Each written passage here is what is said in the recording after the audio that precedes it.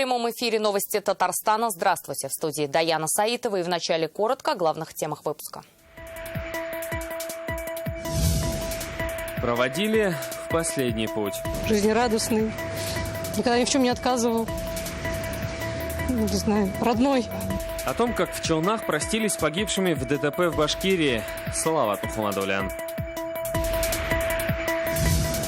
У него в жизни был свой рок-н-ролл. Это очень большая потеря. И вообще невосполнимая, честно говоря. Как сегодня в Казани простились с создателем первой независимой радиостанции республики Борисом Мазиным, расскажет Зарина Ахметова. Чтобы лес стал больше, а Волга чище. Дай бог, мы этот показатель перевыполним даже. Какие проблемы должен решить новый нацпроект в сфере экологии, услышал Сергей Хайдаров. Завоевывают доверие населения или боятся штрафов? Потому что есть бюджетный вариант. Люди, пенсионеры, конечно, берут не очень дорогую продукцию. Роспотребнадзор проверяет молочную продукцию. Какой прилавок отдадут натуральному молоку? Об этом Алия Хайрудинова. Сегодня в Набережных Челнах прощались с погибшими при аварии в Башкортостане. Напомним, трагедия, которая произошла 14 июля, унесла жизни 6 челнинцев. Пассажирский автобус упал в кювет и перевернулся. В нем было 39 сотрудников компании «Лидертранс». Часть пострадавших доставили в городские больницы из соседней республики. Сегодня близкие и коллеги погибших в аварии на трассе в Башкирии вместе. Сотрудники компании «Лидертранс» возвращались с очередного сплава по реке. Это было традицией, но в этом году корпоративный отдых обернулся трагедией. Пришли отдать память, так сказать, проводить в последний путь товарищей своих, сослуживцев. Сегодня хоронят 4 пассажиров автобуса. Большинство – молодые люди. Самому младшему было всего 23 года, самый старший – 53. В самом расцвете сил был и Ильдар Юсупов. У мужчины осталась семья. Жена, 2 детей, сыну 7 лет будет, что только в ноябре, и дочке 25 июля будет годик. Жизнерадостный. Никогда ни в чем не отказывал. 7 пострадавших в аварии лечатся в БСМП. Еще один подросток в КДМЦ. Пациенты будут находиться под присмотром медперсонала как минимум до конца недели. Всего в БСМП медицинская помощь была оказана 11 челнинцам. 4 из них отправлены на амбулаторное лечение. В основном травмы периферических костей скелета.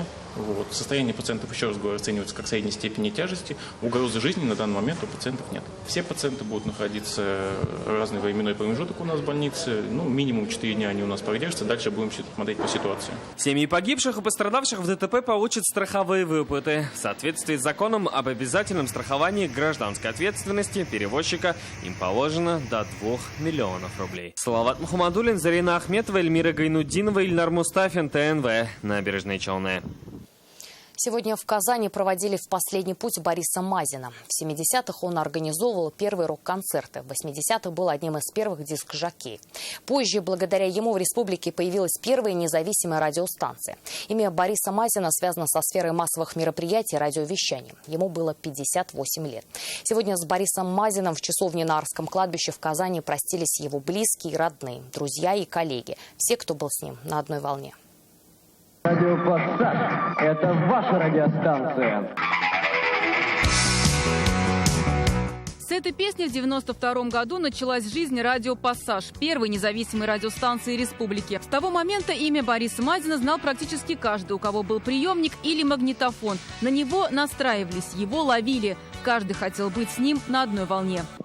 Дорогие друзья, это была заявка на так называемый интеллектуальный рок. Но оставим интеллект в покое, тем более, что время повеселиться пришло. Преподаватель иностранных языков по образованию, работал журналистом и всегда очень любил музыку. Уже в возрасте 23 лет Борис Мазин был режиссером казанских дискотек в ДК Ленина. А спустя годы стал одним из главных медиаперсон города. Для нашей компании, для ГПМ Радио, это очень большая потеря. И вообще невосполнимая, честно говоря. То, что он держал здесь в Казани оборону, то, что он делал каждый день, каждую минуту, это заслуживает, конечно, отдельного разговора. Именно он раскрутил такие известные радиостанции, как Авторадио, Энерджи и Юмор ФМ. И не только. Последние годы Борис Мазин возглавлял казанский филиал «Газпром Медиа Радио». А как часто вы выходите в эфир? Каждый рабочий день с 8 утра и до 19 вечера. Правда, сейчас у нас есть небольшой технический перерыв, 2 часа, но я думаю, в ближайшем времени он будет просто уничтожен. Несмотря на то, что мы в радиоэфире были конкурентами, мы всегда дружили по-настоящему. В моей памяти Боря всегда будет веселым, жизнерадостным, очень умным, начитанным человеком. И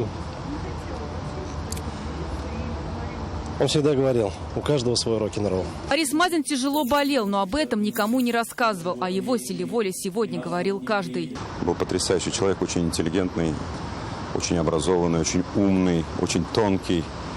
И общение с ним всегда было очень воодушевляющим, потому что Боря умел заряжать людей энергией, сам был очень энергичный. Будучи в Казани, я, конечно, не мог не пойти, потому что Боря – это определенная эпоха, это определенное, так сказать, лицо определенной эпохи. Для многих Борис Мазин так и останется голосом молодости. Человек, который создавал настроение не только своим друзьям, близким, но и незнакомым ему слушателям. Сегодня с Борисом Мазиным простились на Арском кладбище. Похоронили его на Самосыровском кладбище. Зарина Ахметова, Алмаз Зейдинов, ТНВ, Казань.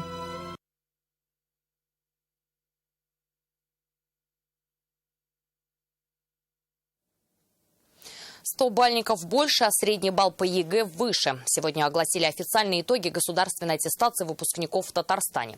Баллы госэкзамена по всем предметам в этом году в сравнении с прошлым выросли. Выше они и среднероссийских показателей. Вероника Гайнудинова узнала о планах отличников на ближайшие годы. Наконец-то я получила свою медаль, ради которой я столько училась. Школу на золотую медаль, а экзамены на самые высокие баллы. Русский и химию Лейсан Хатимова знает на все 100. На экзамене уже легко, сложнее подготовка. Теперь со 100 баллами в медицинский. Готовиться было очень сложно, я потратила очень много времени, старалась, отказывала себе в прогулках, в чем-то еще. Готовилась таким образом, что вот если даешь задание, допустим, 5 заданий, да, всему классу, да, кто готовился, сдавал химию, она выполняет эти 5 заданий, плюс еще 5 заданий. А вот ученик второй татарской гимназии в Казани Рамиль Багавиев набрал целых 399 баллов по 4 предметам. По русскому, физике, информатике максимум. Всего 100 бальников, в республике 199. Это больше, чем в минувшем году. По сравнению с 2018-м вырос и средний балл ЕГЭ по всем предметам. Они выше и среднероссийских. 30 бальников по математике – это лучший результат за все годы штатного проведения ЕГЭ. В 2019-м госэкзамен сдали почти 16 тысяч выпускников. Тех, кто не смог пройти испытания и остался без аттестата, в этом меньше в 2,5 раза. Всего 18 11-классников. Одним из популярных предметов у выпускников в этом году информатика. Я думаю, что все-таки это больше, наверное, родители сначала советуют, а те, кто связывает свою дальнейшую судьбу с информатикой, они думают, что в этом будущее. И сегодня есть все предпосылки так считать. Сдавали в этом году ЕГЭ и по совсем необычным предметам. По китайскому языку отважились в нашей республике написать экзамен 4 выпускника. А вот английский с каждым годом сдают больше. В этом еще и на очень высокие баллы. Иноязычное образование в республике сейчас развивается по дорожной карте Татарстана. Подготовка к ЕГЭ по английскому языку сейчас особенно актуальна. Ведь с 2022 года этот экзамен станет обязательным для всех 11-классников. Вероника Гайнудинова, Ренат Сафин, ТНВ, Казань. Где в жилых комплексах Салават-Кюпери и Солнечный город будут построены новые школы, читайте в интернет-газете «Реальное время». Июль в Нижнекамск-нефтехимии – пора приема на работу выпускников средних учебных заведений. О том, как на предприятии проходит кампания по трудоустройству молодых специалистов, в материале далее. Что касается трудоустройства, каждый день с 8 до 2, кроме четверга. Для Нижнекамск-нефтехима кузницей кадров с самого его основания по инициативе легендарного генерального директора Нижнекамск-нефтехима Николая Лимаева является колледж нефтехимии и нефтепереработки, которому присвоено его имя. Именно здесь студенты проходят обучение по рабочим специальностям. Я отучился в колледже нефтехимии и нефтепереработки имени Николая Васильевича Лимаева. Профессия моя аппаратчик-оператор неорганических веществ. И сегодня у нас идет процесс трудоустройства на заводы. Нижнекамск-нефтехим – большое предприятие. Вижу здесь перспективы. и свое будущее.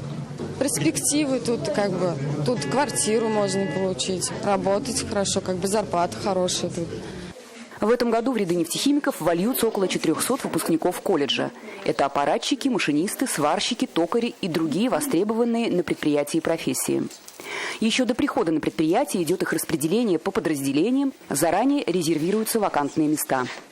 Хочется отметить, что на нашем предприятии всегда действовал институт наставничества. Молодые специалисты, приходящие на работу на наше предприятие, закрепляются за опытными профессиональными работниками, которые на протяжении всего трудового пути помогают молодым специалистам реализовывать свои навыки и опыт, полученные в профильных учебных заведениях. Также на предприятии действует большая социальная программа, которая дает возможность организовать свой быт, заниматься спортом и участвовать в общественной и культурной жизни. Богатый лес, чистая вода и здоровая Волга. В этом году в рамках нацпроекта «Экология» в Татарстане началась работа сразу по 3 направлениям. Только на первые 3 года реализации проектов выделено почти 6 миллиардов рублей. 80% средств Татарстан получит из федерального бюджета. Что уже сделано и что еще предстоит, узнавал Сергей Хайдаров. 30 мая 2018 года прошел ураган. Территория Столбищенского лесничества. Последствия прошлогоднего урагана здесь как шрамы на теле видны до сих пор. Это при том, что лесники уже расчистили территорию и даже посадили молодое поколение зеленых. На этом участке высажены культуры ели и лиственницы. Здесь необходим уход. Приезжают, проверяют, ухаживают. Первые результаты работы будут видны через года 3-4, говорят лесники. В рамках экологического нацпроекта они должны высадить не меньше 77 гектаров леса. Уже весной посадили больше половины, 47 гектаров. Уже есть договоренность о высадке еще 30 гектаров леса в рамках компенсационных посадок. Свою самую первую подготовку к взрослой жизни молодые деревья проходят в питомнике. Сейчас мы находимся на территории пригородного лесничества, где каждый год выращивают около 2 миллионов вот таких вот сеянцев. Они растут здесь около 3 лет, после чего уже оказываются в лесах Татарстана. Как именно нацпроект будет менять экологию к лучшему, сегодня обсудили в торгово-промышленной палате. Деревья важно не только вовремя сажать, но и беречь, в том числе и от пожаров. Планируется закупка 21 единицы новой техники, а также строительство до 2 новых пожарных химических станций. Кроме сохранения леса, нацпроект «Экология» должен за ближайшие 6 лет сделать питьевую воду чище, а Волгу оздоровить. Как будут осуществлять последние, уже решили. Для этого построят 6 новых очистных сооружений. Сегодня эта работа совместно с Министерством строительства и жилищным хозяйством работа ведется. Сейчас уже выходим на торги на строительство и реконструкцию очистных сооружений. Вот так Российское экологическое общество и машиностроительный кластер Татарстана начали сотрудничать, подписали соглашение о экспертном взаимодействии. Наша задача – обеспечить реализацию этих федеральных проектов с повышенным уровнем экспертности. Что это такое? Это значит, что все мероприятия, все программы, все проекты должны обеспечиваться научно-экспертным сопровождением, общественным контролем и социологическим сопровождением. 3 направления нацпроекта «Экология» сейчас уже в действии. Еще один о порядке обращения с твердыми коммунальными отходами на подходе. Он стартует в будущем году. Сергей Хайдаров, Рамзель Гарипов, ТНВ «Казань». Размещать на прилавках молоко отдельно от его заменителей под хорошо читаемыми вывесками. Так гласят новые правила продажи отдельных видов товаров. Вступили они в силу 1 июля. Теперь покупатель невооруженным взглядом должен отличить натуральный продукт от продукта с добавками. Действительно ли в магазинах все так, приглядывалась Алия Хайрудинова. Есть растительный жир или нет растительного жира? Искать ответ, читая мелкий шрифт этикетки, уже 2 недели. Покупатели не должны. Теперь продукция без заменителей молочного жира визуально должна выделяться. Как? Табличками, информацией на ценнике или стоять на цветных полках, решит администрация магазина. Продавцы уже корректируют ассортимент. Конечно, мы уже сейчас смотрим состав, естественно, и продукцию, где есть заменитель молочного жира, мы его стараемся уже не заказывать. Такое визуальное разделение больше порадовало пожилых и не только. Когда с супругой прихожу, смотрю, а сам знаю, что здесь она покупает, тем более ребенку. Никогда не смотрю. Лишь бы мне понравилось, что я покупаю. Здоровье, да, здоровье, пища. О введении новшеств было известно еще в конце января минувшего года. Подготовиться у магазинов время было. Теперь будут внезапные проверки. Виновные лица, которые нарушили действующее законодательство, будут привлечены к административной ответственности. И ответственность там на юридических лиц от 10 тысяч. Верить только табличкам не будут. С заменителем молочного жира, шоколадные вафельные стаканчики. О чем информирует продавец? Если возникнут сомнения, молочный продукт могут направить на экспертизу, проверить состав. В случае расхождений будет целая цепочка виновных от продавца до производителя. И штрафы исчисляются сотнями тысяч рублей. Сегодня сотрудники Роспотребнадзора этому магазину ставят твердую 5.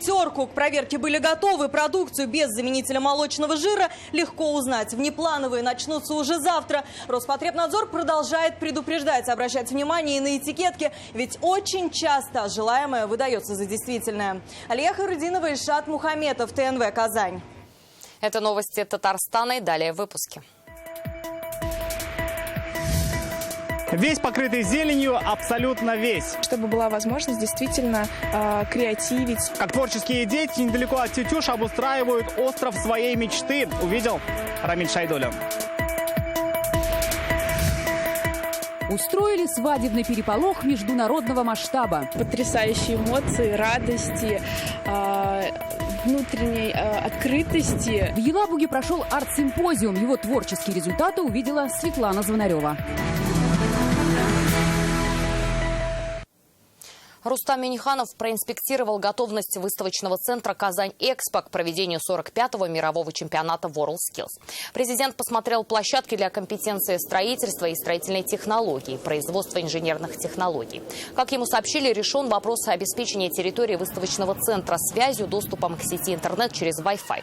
Сейчас устраняют замечания по линии МЧС и МВД. Все работы идут в соответствии с графиком. Рустам Минниханов отметил, что к подготовке к проведению в Казани мирового чемпионата по профмастерству в Казани необходимо отнестись очень серьезно. В таких вопросах нет мелочей, сказал он.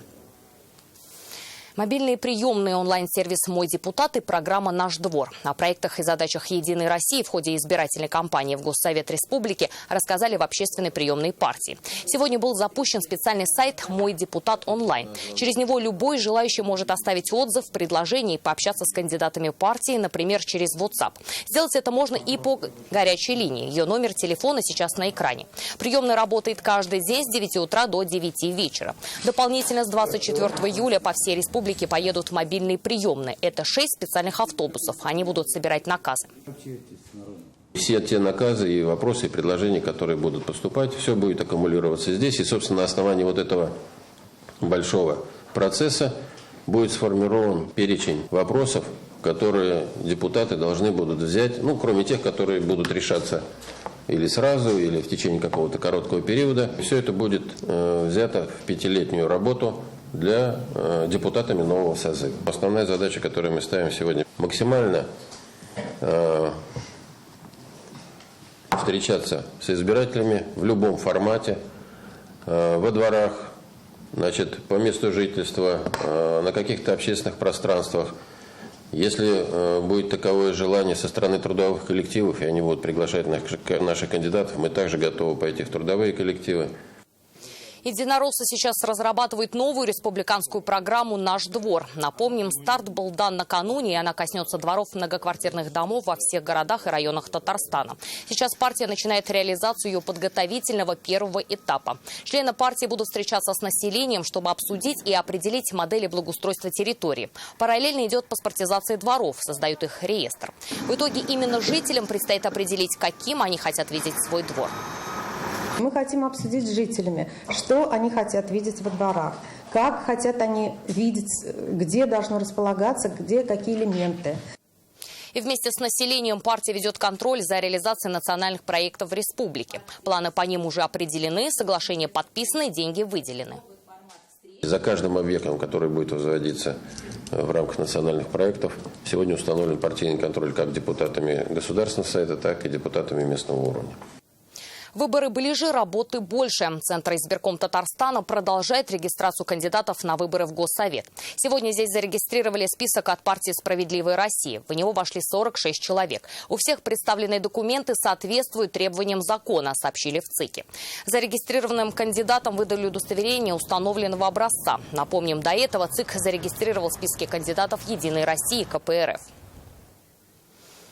60 заседаний, 12 круглых столов и 7 семинаров. Сегодня итоги работы в парламенте республики подвели коммунисты. С журналистами встретились действующие депутаты фракции КПРФ. На итоговую встречу с прессой пришли все трое. За эту пятилетку они на рассмотрение внесли 24 законопроекта законодательных инициатив.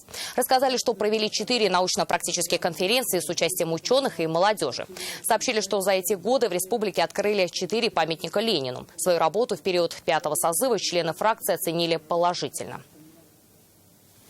Вдали от дома в Тетюшском районе набирает обороты движение творческой молодежи республики, которая не только решила постоянно творить, но и выехала ради этого жить на остров. Они рисуют, поют и попутно сами обустраивают свое место мечты, полагаясь только на себя. Как живет креативная молодежь, увидела и Рамиль Шайдулин.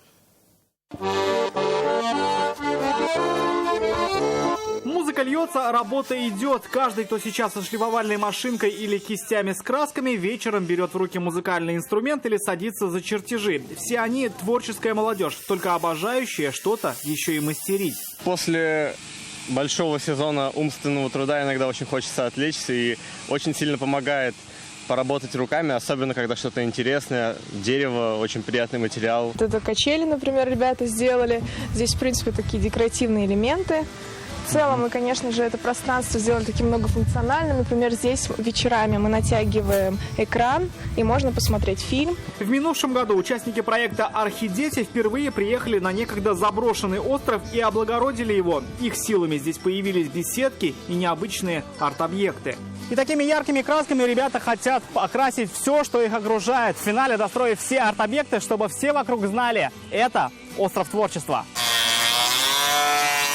В этом году новый план. 26 участникам и 7 архитекторам предстоит построить навигацию, новые архитектурные формы и много чего еще. Арт-объект, ворк-зона и душевые. На данный момент мы обрабатываем дерево для душевой. У нас готовы сейчас уже вот эти по 4 бруса. И хотя эта работа не опасная, но ответственная, ребята трудятся под чутким надзором наставников. Контролируем выполнение работ, чтобы никто не поранился, чтобы все были аккуратны и осторожны. Нам бы хотелось, конечно, сделать формат такой площадки для творческой молодежи, и чтобы была возможность действительно креативить, создавать что-то уникальное, новое и реализовывать это здесь. В планах обустроенная зона, где будут жить и творить, но на это нужны еще и время, и финансы. Участники проекта не против помощи со стороны. Рамиль Шайдулин, Марат Зайдулин, ТНВ, Тетюшский район. Чак-чак, чпочмак и татарские песни на берегу Адриатического моря. В Черногории впервые прошел Сабантуй. Татарский национальный праздник на пляже города Тиват организовали переехавшие из Казани Рушан Валиев и Ильдар Закиров, а также ведущие из Уфы. Традиционные игры и состязания проводили с учетом местных особенностей. Например, бой мешками сделали не на бревне, а на лодке. Вместо обычных мешков пакеты, а горшок разбивали пластмассовый. Но атмосфера, по словам организаторов, получилась теплая. Собралось около 60 человек. Присоединились к играм и черногорцы. Первый Сабантуй в Черногории онлайн смогли увидеть и пользователи интернета. С праздника вели прямую трансляцию. Свадебный переполох случился в Елабуге. Правда, не было ни жениха, ни невесты. В городе открылся международный арт-симпозиум, главной темой которого стал старинный обряд в творчестве художников. Как встречали татарстанцы гостей с разных уголков мира, увидела и Светлана Завнарева. На протяжении нескольких дней художники раскрывали на своих холстах тематику свадебного обряда в культуре разных народов. 39 мастеров своего дела. Арт-симпозиум собрал творцов не только из России. Свои полотна представили мастера из Франции, Египта, Португалии, Афганистана, Казахстана, Украины, Италии. Кто-то из гостей уже бывал в Елабуге, кто-то познакомился с ней впервые. Очень красивая Елабуга и сама представляет собой как большой-большой музей. Такие проекты творческие проходят, которые редко где даже в Европе проходят. И это действительно вдохновляет. Такие встречи, такие симпозиумы, возможно, можно устраивать и в Египте с приглашением туда уже местных художников. Под впечатлением от творческой встречи остались не только сами творцы, но и многочисленные гости выставки. В восторге от картин, потому что все такие яркие, такие насыщенные краски, такие четкие детали. И техники разные. Разные стили, разные направления. Художники работают знаете, приезжают совершенно незнакомые, а потом становятся как одна семья. Мне очень понравилось, когда я видела их до того, как их дорисовали, они были, правильно мама сказала, что они совсем не те были. Сейчас они совершенно другие, они очень красивые. Посетить и окунуться в свадебный переполох сможет любой желающий. Работы художников арт-симпозиума будут находиться в выставочном зале Елабужского музея-заповедника до сентября. Светлана Звонарева, Регина Люртаева, Айрат Шигалямов, ТНВ Елабуга. На этом наш выпуск завершен. До встречи в 21:30.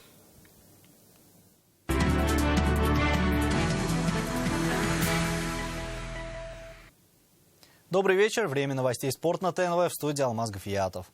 Весь пьедестал за камазовцами. Абсолютным триумфом «Синей Армады» завершился очередной ралли-рейд «Шелковый путь». Новую дорогу по маршруту Россия, Монголия, Китай первым преодолел экипаж Антона Шибалова. Андрей Каргинов и Айрат Мардеев финишировали следом. Борьба за первенство ралли шла до 7-го этапа. Занимающий до этого времени первую строчку белорус Сергей Визович неожиданно сошел с дистанции. Эта победа стала 8-й для команды «КамАЗ-Мастер» за всю историю проведения ралли «Шелковый путь». Впереди новые горизонты. Уже сейчас команда начинает подготовку к не менее серьезным испытаниям знаменитого Дакара. В первую очередь, конечно, поблагодарить за гостеприимство, потому что действительно все сделано классно. Очень интересные трассы, биваки, все на хорошем уровне подготовка всей организации в Китае, начиная от прохождения границы и заканчивая встречей на каждом биваке. Стартовали красиво и результативно. Футболисты казанского «Рубина» в дебютном матче премьер-лиги едва не увезли победу над «Локомотивом». В качестве капитана игроков на поле вывел Вячеслав Подберезкин.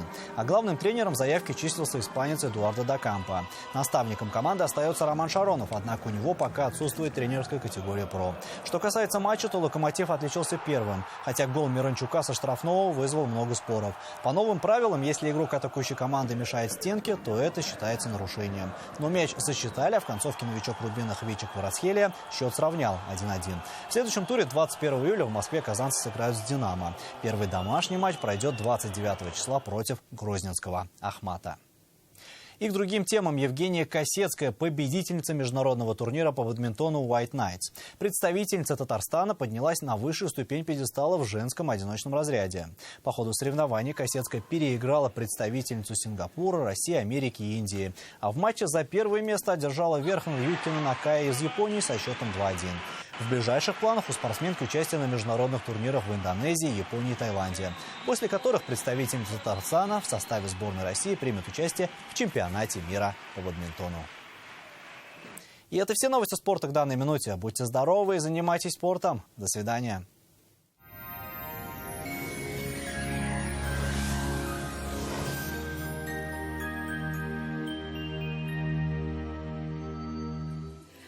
Здравствуйте! Ночью по Татарстану местами пройдут дожди, а вот днем ожидается солнечная и сухая погода. Об этом позже.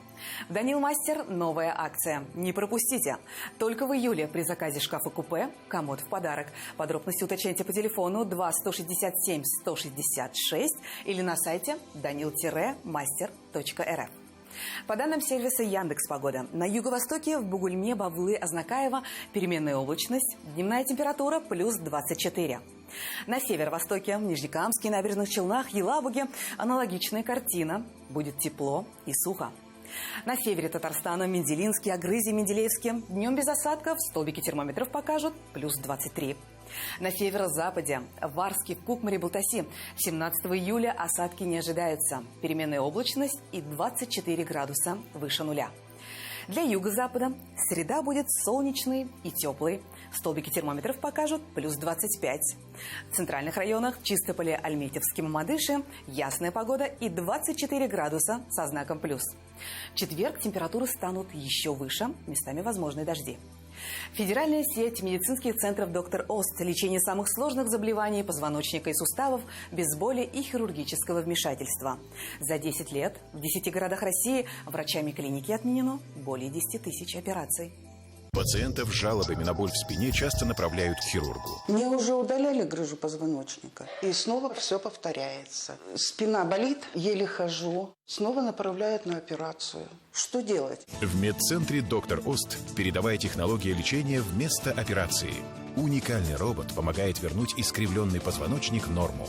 Грыжа начинает самостоятельно втягиваться на место, освобождая пережатые нерв и сосуды. Боль уходит. Возвращается легкость движений. Аквапарк Брионикс – это отдых для всей семьи. Здесь комфортная детская зона.